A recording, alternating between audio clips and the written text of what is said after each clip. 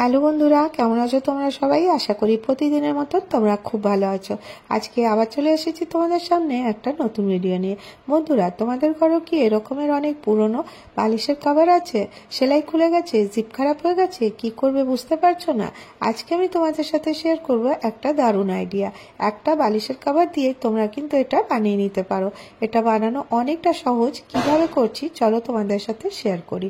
তো দেখো, প্রথমে আমি বালিশের কভারটা খুলে নেব। তো এই একটা বালিশের কভার দিয়ে আমি এটা বানিয়ে নেব।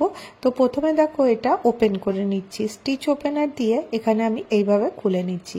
আর এটা দেখো এতটাই কমজোর, খুব তাড়াতাড়ি এটা এরকম করে খুলে গেল। তো প্রথমে আমি এই একটা পার্টি ব্যবহার করব। তো এখান থেকে দেখো এটা ওপেন করে নিচ্ছি। এর নিচের পার্টটাতে ফোম শিট অলরেডি লাগানো রয়েছে। অনেক দেখবে পিলো কভার থাকে যার মধ্যে ফোম শিট লাগানো থাকে, আর এটা এরকমই দেখতে কিন্তু খুব সুন্দর। প্রথমে দেখো এটাকে আমি সুন্দর করে আয়রন করে নেব। আয়রন করে নিয়ে এটাকে এরকম ডবল ফোল্ড করে নিচ্ছি। তোমরা এই জিনিসটা ছোট বড় কাপড়েও করতে পারো, যে কোনো কাপড়েই তোমরা কিন্তু এটা করে নিতে পারো। এর মেজারমেন্টটা আমি তোমাদেরকে বলে দিচ্ছি। এখান থেকে এখানে হলো 13 ইঞ্চি, আর এখান থেকে এখানে হচ্ছে 16 ইঞ্চি। তো এটা দুটো পার্টে আমি প্রথমে ডিভাইড করে নিই। এইভাবে দেখো দুটো পার্টে ডিভাইড করে নিলাম। এখানে নিয়নের কাপড় নিয়েছি, যেটাতে আমরা ব্যাগের লাইনিংয়ের জন্য ব্যবহার করি। যদি তোমাদের কাছে এটা লাইনিংটা না থাকে, তোমরা যে কোনো বেডশিট বা পুরনো যে কোনো কাপড় তোমরা ইউজ করতে পারো। তো দেখো এইভাবে আমি এই একই মেজারমেন্টে একটু বড় করে আমি এটা হাফ ইঞ্চি বড় করে কেটে নিলাম। দুটো এই বালিশের কভার আর এখানে দুটো পিস নিয়নের নিয়ে নিয়েছি। এবারে দেখো আমি এটা এইভাবে রাখছি। যদি তোমাদের ফোম শিট না লাগানো থাকে, তোমরা এখানে ফোম শিট লাগাতে পারো। আর আমাদের যে বালিশের কভারটা ছিল এর মধ্যে অলরেডি ফোম শিট লাগানো আছে।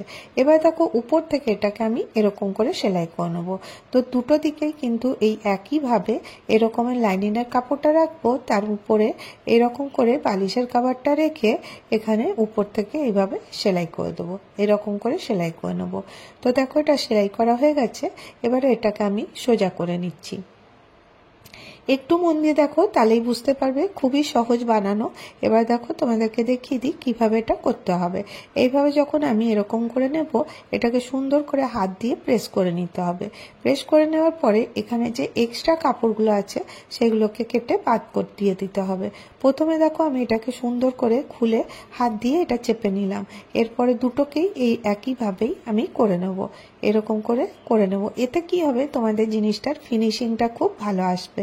তো দেখো এইরকম করে ধরে এইভাবে হাত দিয়ে সুন্দর করে চেপে নিতে হবে। এরপরে দেখো এখানে যে এক্সট্রা কাপড়টা আছে সেগুলোকে কেটে নিতে হবে। এইভাবে দুটো পিস আমি রেডি করে নেব।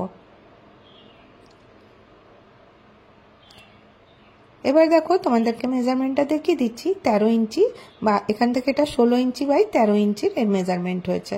তো এবারে দেখো চলো এটা আমি প্রথমে এরকম করে নিয়ে এখানে আমি 3 ইঞ্চিতে দাগ দিয়ে দেবো। এখানে দেখো এরকম করে 3 ইঞ্চিতে দাগ দিয়ে নিচ্ছি।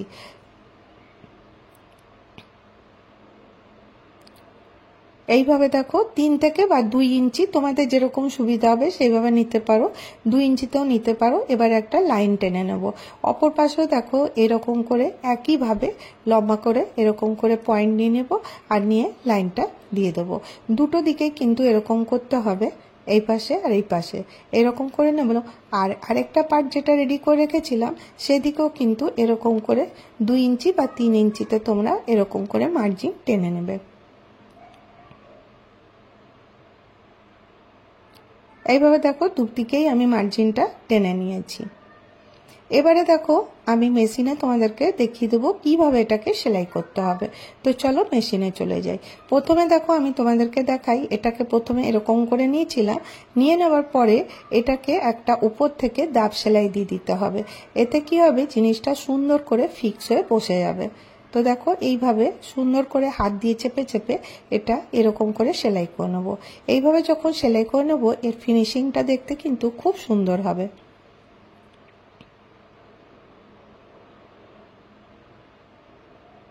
এইভাবে দেখো পুরোটা আমি সেলাই করে নিলাম। এবারে দেখো যে আমি মার্জিনটা করে রেখেছিলাম সেই মার্জিনটাতে আমি সেলাই করব। কিভাবে সেলাই করছি, এই যে মার্জিনটা যে টেনে রেখেছিলাম এখানে আমি এইভাবে ধরবো, ধরে এক সুত মতন কাপড় নিয়ে আমি এটা সেলাই করে নেবো। একদম পাতলা করে এটা সেলাই করতে হবে। তো দেখো এইভাবে হাত দিয়ে চেপে নেব, চেপে নিয়ে সুন্দর করে এটা সেলাই করে নেব।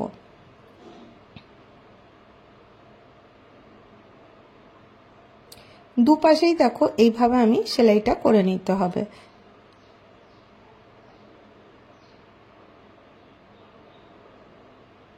অপর পাশটাও এইভাবে ধরে একদম পাতলা করে এরকম করে সেলাইটা করে নেব।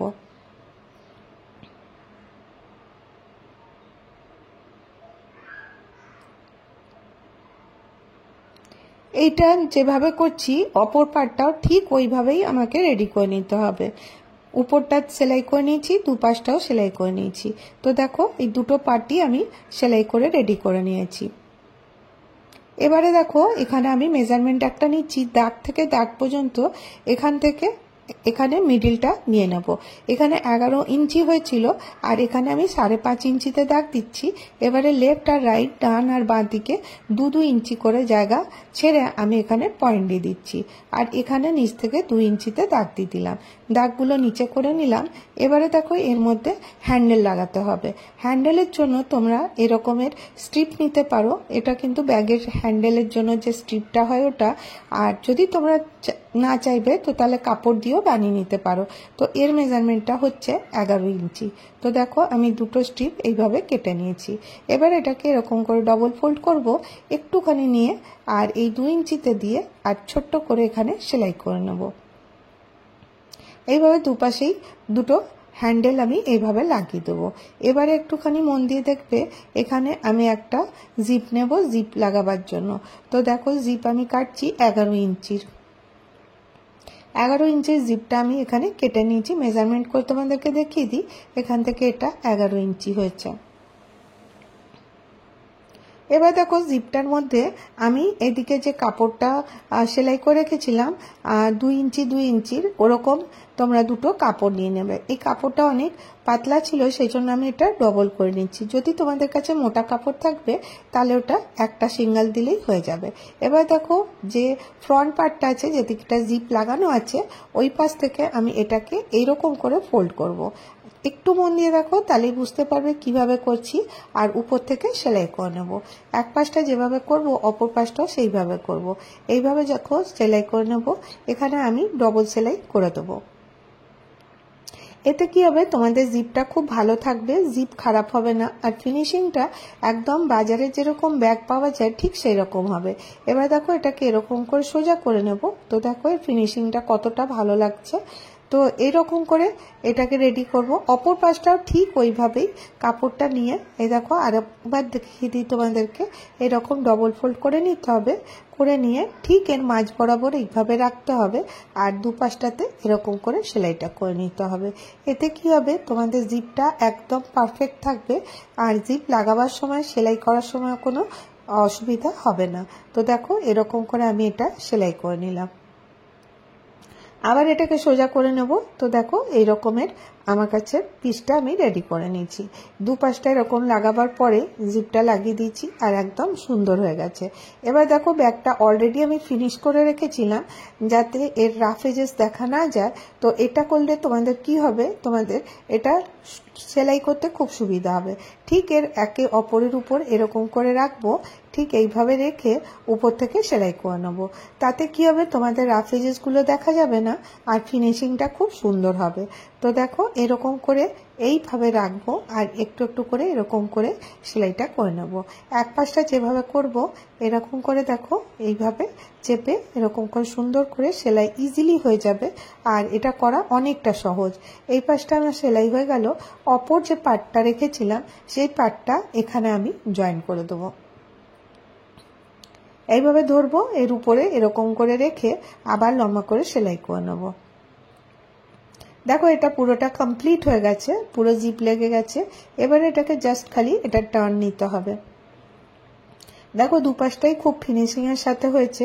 দেখো আমরা যখন বাজার থেকে ব্যাগ কিনে আনি সেটা কিন্তু দেখতে খুব সুন্দর থাকে, সেই জন্য আমি চেষ্টা করেছি তোমরা যে বাড়িতেও বানাবে সেটা যেন ফিনিশিং এর সাথে হয়। তো দেখো এইরকম করে সুন্দর করে আমাকে ধরে নিতে হবে, আর 3 পাশটাতে আমি সেলাই করে নেবো। তো কিভাবে করছি দেখো, এরকম করে সেলাই করে নিয়েছি, আর এক্সট্রা পার্টটা যেটা ছিল সেটাকে আমি কেটে বাদ দিয়ে দিচ্ছি। এখানে তোমরা পাইপিং দিয়ে সাইডগুলো পাইপিং লাগিয়ে দিতে পারো, তাতে কি হবে এর ফিনিশিংটা আরো সুন্দর হয়ে যাবে। এবারে এটাকে এরকম করে ধরতে হবে। এখানে 2.5 ইঞ্চিতে আমি একটা দাগ করে নিচ্ছি।